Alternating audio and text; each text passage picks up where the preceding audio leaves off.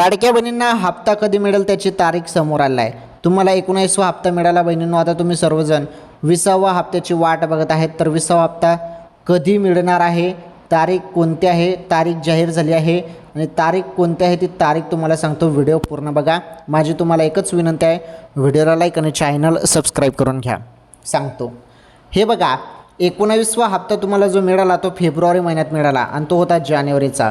आता जो हप्ता तुमच्या खात्यामध्ये जमा होणार आहे तो 20वा हप्ता असणार आहे आणि तो हप्ता आहे फेब्रुवारी महिन्याचा, बरोबर ना लाडक्या बहिणींनो। आणि हा 20वा हप्ता फेब्रुवारीचा हप्ता जो आहे तो तुमच्या खात्यामध्ये कोणत्या दिवशी जमा होणार आहे, तारीख काय, तर तारीख बघा तुमच्या समोर आहे। तारीख तुम्हाला सांगते मी, पहा 15 मार्च नंतर तुमच्या खात्यामध्ये हप्ता येऊ शकतो।